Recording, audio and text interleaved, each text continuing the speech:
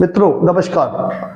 मित्रों, हम लोग गुरु ग्रह के बारे में भली प्रकार परिचित हैं और जो ज्योतिष विद्या में रुचि नहीं भी रखते हैं तो वो भी गुरु महाराज के बारे में हर जगह सुनते हैं, पढ़ते हैं। कहने का तात्पर्य है कि जो हमारे गुरु देव हैं, बृहस्पति देव हैं, उनको लगभग सारे सनातनी तो अच्छी तरह से जानते ही हैं। मित्रों, जन्म पत्रिका में जो हमारे गुरु महाराज हैं वो सारे ग्रहों के मंत्री हैं, सारे ग्रहों के गुरु हैं, ऐसा हमने हर जगह पढ़ा। और गुरु का नाम सुनते ही, या यूँ कह लीजिए कि कोई भी कहता है कि गुरु की महादशा आने वाली है या अंतर्दशा आने वाली है, तो ये सुनते ही उनका मन प्रसन्न हो जाता है। शायद उनके मन में ये होता है कि गुरु महाराज देवता है, गुरु महाराज संत हैं, गुरु महाराज ज्ञानी हैं, गुरु महाराज गुरु हैं। तो ऐसे लोगों की जब हम मन में याद करते हैं तो लगभग सबके मन में ऐसा ही आता है कि हमारा सब कुछ अच्छा होने लगेगा। मित्रों, गुरु महाराज के बारे में ये सब बातें अच्छी हैं, लेकिन आपने देखा होगा कि बहुत से लोगों की पत्रिकाओं में जब गुरु की दशा, अंतर्दशा या महादशा चलती है तो वो बहुत तरह से परेशान हो जाते हैं और वो तरह तरह के उपाय करने लगते हैं या तरह तरह के प्रयोग करते हैं, लेकिन इसके बावजूद भी गुरु महाराज की वजह से उनको जो लग रहा था स्थिति में कोई बदलाव नहीं दिखता है।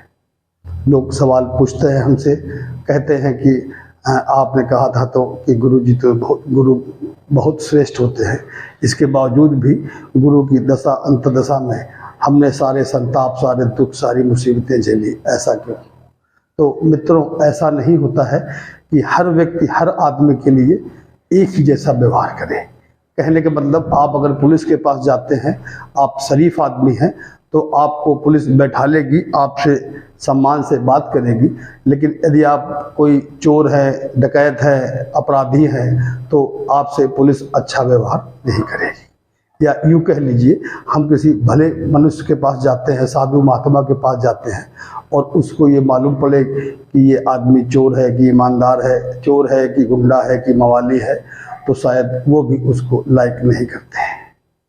तो अब आप कहोगे कि ऐसा तो नहीं है कि जो शरीफ लोग होते हैं उनके साथ या उनके पत्रिका के अनुसार जब उनका गुरु की दशा या महादशा चल रही होती है तो उनको भी तो गुरु प्रॉब्लम देते हैं। ठीक है मित्रों, हम उसी बात पर अब चर्चा करने आ रहे हैं कि हम कहते हैं कि हम तो बहुत शरीफ हैं, सात्विक हैं, किसी का बुरा भी नहीं करते हैं, और इसके बाद भी गुरु की दशा या महादशा आती है तो हम बहुत परेशान हैं। आपने बहुत सी लोगों की कुंडलियों में देखा होगा कि गुरु नीच के हैं, इसके बाद भी वो सारी सुख सुविधाएं प्राप्त कर रहा है, जैसा हमको बताया गया था कि गुरु महाराज की दशा और महादशा में आपको ये फल मिलेगा। या आपने देखा होगा कि बहुत लोगों की जन्म पत्रिका में गुरु उच्च का है, 0 से 5 अंश के बीच का भी है, और किसी भी प्रकार से उस कर्क राशि पर जहाँ गुरु बैठे होते हैं उच्च कर होके केंद्र में भी बैठे हैं, इसके बाद भी वो भिखारी जैसा बना हुआ है।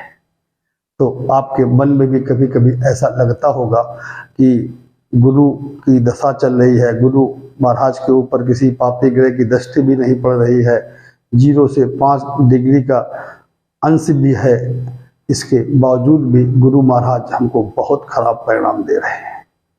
मित्रों, हम लोग आम धारणा है हम सनातनियों की कि हम लोग इस जन्म में जो भी भोग रहे हैं वो हमारा प्रारब्ध है, और पुरुषार्थ हम करेंगे तो वो हमको उसका लाभ अगले जन्म में मिलेगा, जो कि पत्रिका में हम लोग नवे खाने को बोलते हैं, और प्रारब्ध को पंचम जो भाव होता है उसको देखते हैं। मित्रों, गुरु के बारे में आप ये जानिए कि गुरु हमारे सारे ग्रहों में सबसे बड़े हैं, इसीलिए बृहस्पति महाराज को गुरु की संज्ञा भी दी गई है।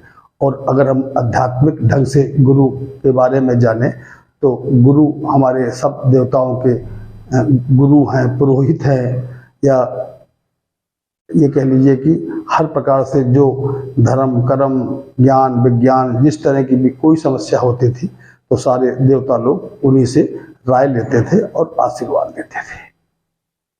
मित्रों, जो जन्म पत्रिका में जिसकी हम बात कर रहे थे कि आपका गुरु अच्छा है, इसके बाद भी परिणाम नहीं दे रहा है, तो इसका एक बहुत छोटा सा फार्मूला होता है कि गुरु महाराज चंद्रमा कर्क राशि पर मतलब कि चंद्रमा के घर पे उच्च के होते हैं। आप ये सोचिए कि आप किसी गुंडे के घर जाएं और आपको लगता हो कि ये गुंडा है, और इसके बाद जब आप वहाँ पहुँचे तो आपको वहाँ सब कुछ अच्छा दिखे। दूसरी भाषा में समझिए आप, जैसे कि हम लोग बोलते हैं कि ये बहुत गंदे काम करने वाला है, गंदगी का काम करता है, उसके यहाँ हम जाएंगे, क्योंकि हम लोगों ने एक जातिगत एक धारणा बना रखी है कि हम क्षत्रिय हैं, कि हम वैश्य हैं, कि शूद्र है। हमारे पुराणों में शास्त्रों में ऐसा कहीं वर्णन नहीं है। हर जगह इस तरह की बातें करी गई हैं कि कर्म से ही हमारा जाति बनी थी। लेकिन अब आप समझ रहे हैं, इस विषय में चर्चा करने से कोई लाभ नहीं है। जैसे कि चंद्रमा को हम बोलते हैं कि चंद्रमा के घर में मतलब कर्क राशि में गुरुदेव बहुत अच्छी अवस्था में होते हैं, उच्च अवस्था में होते हैं, और खासकर 0 से 5 अंश तक रहते हैं।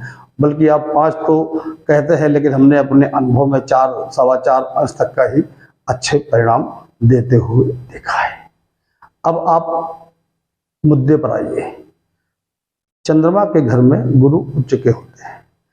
अब ये देखना होता है कि जो कर्क राशि का स्वामी चंद्रमा है वो कहाँ बैठा है, वो कितनी मजबूत स्थिति में बैठा है। अगर वो पापी ग्रहों के साथ बैठा होगा या पाप ग्रहों की दृष्टि से युक्त होंगे, या वो नीच के होंगे, या वो बहुत ज़्यादा मजबूत नहीं होंगे, कम अंश के होंगे, या बहुत ज़्यादा अंश के होंगे, या कृष्ण पक्ष के होंगे, इस तरह की बहुत सी बातें। तात्पर्य कि अगर चंद्रमा जितने खराब होंगे तो आप ये मान लीजिए कि गुरु आपके खराब होंगे। हम किसी के घर जाते हैं, राजा के या रंग के, तो अब आप सोचो कि वो कहने तो राजा था लेकिन उसके यहाँ इतनी खराबी थी। मतलब मैं दूसरी भाषा में समझाता हूँ, जैसे कोई साधु होता है वो बिल्कुल सात्विक होता है, और उसके हमारी साधु के बारे में ये धारणा होती है कि ये साधु है तो सात्विक होगा, स्नान समय से करते होंगे, भगवान का पूजा पाठ करते होंगे, और हर तरह से मन से कर्म से और वचन से सबसे सात्विक होंगे। लेकिन अगर उनको किसी ऐसे घर में बैठा दिया जाए जहाँ पर कि क्या कहते हैं वो पीड़ित हैं, बीमारी है, गंदगी है, और हर तरह की जो समस्याएं होती हैं, या शांति नहीं है, चंद्रमा मन का कारक भी होता है, शांति नहीं है, शोर है, तो साधु अगर वहाँ पर आ भी गया तो अब आप सोचो कि वो कितना व्यथित होगा।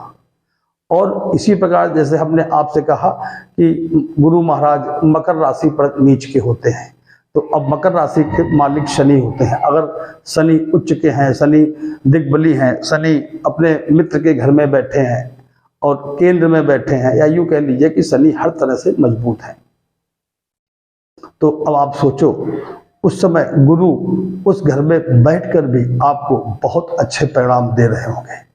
क्यों? क्योंकि जो हमें लगता है शायद जिन्होंने इसकी रचना कर ली है ग्रहों की कि किस घर में उच्च के होते हैं, किस घर में नीच के होते हैं, तो जिन महर्षियों ने या मुनियों ने इसकी रचना की होगी तो शायद उस समय कोई वर्ण व्यवस्था ज़्यादा हावी रही होगी, तो उन्होंने जैसे कि हम लोग शनि को शूद्र कह देते हैं और बृहस्पति को क्षत्रिय भी कहते हैं, ब्राह्मण भी कहते हैं, तो तात्पर्य जातिगत हिसाब से आप उसका आकलन लगाइए। लेकिन हम अगर ये मान भी लें कि अमुक व्यक्ति, हम मान लेते हैं कि शनि जैसे कि शूद्र होता है, तो शूद्र के बारे में जो हम लोग के एक मन में धारणा थी या वो था कि वो शुद्ध नहीं रहता होगा और शराब के काम, गंदगी वाले काम, दास वाले काम ये सब करता होगा, और उसके यहाँ अगर साधु महात्मा जाएंगे तो वो अपने आप को कंफर्ट फील नहीं करते हैं। लेकिन यदि वही दास या वही सेवक या वही निलच्छ कार्य करने वाला, जैसे कि हम लोग शनि को देखते हैं सब चीज़ों से, तो वो व्यक्ति अगर बिल्कुल इस ढंग से है कि उच्च का है, अपनी परम स्थिति पे है, अपने मित्रों घर में बैठा, मतलब बहुत सुखी और स्वच्छंद है, सुखी है, और बिल्कुल ये मान लीजिए कि स्वच्छ है। जैसे कि शनि के मित्र में बुध होते हैं, बुध भी साफ सुथरा होता है, राजकुमार कहा जाता है। शुक्र को तो आपको पता ही है, उसके घर में भी अगर शनि होंगे तो कितने अच्छी अवस्था में होंगे। तो इस प्रकार अगर शनि देव बहुत अच्छी अवस्था में है तो बृहस्पति देव नीच के होने के बावजूद भी आपको बहुत अच्छे फल देंगे। तो मित्रों, ये तो हो गई जो सवाल लोग कहते हैं कि उच्च का होने के बाद भी खराब है, या वैसे होने के बाद भी अच्छे फल नहीं दे रहा है, और नीच का होने के बाद भी अच्छे फल दे रहा है।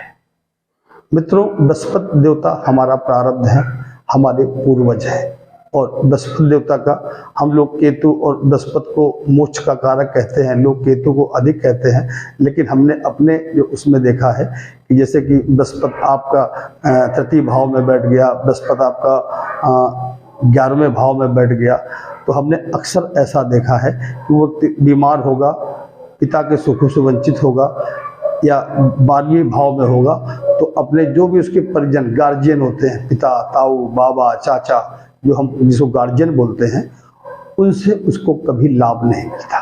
तो हम लोग क्या करते हैं कि हम लोग उन गार्जियनियों को भला बुरा कहने लगते हैं कि शायद चाचा मेरे अच्छे नहीं हैं, कि हमारे बाबा अच्छे नहीं थे, कि हमारे ताऊ अच्छे नहीं थे। इस प्रकार की मन में बात आती है। लेकिन मित्रों, हमने आपको बताया ना कि जो हम इस जन्म में भोग रहे हैं ये हमारा पूर्व जन्म है, प्रारब्ध है। तो आप ये मान लीजिए कि हो सकता है कि इनको हमने परेशान किया हो, तो हमको इस जन्म में वो लोग इस तरह की अवस्था लेके आ गए। तो अब आप कहोगे कि ठीक है, हमने पूर्व जन्म में पाप किया, पुण्य किया, हमको तो नहीं पता है, तो इस जन्म में हम क्या करें।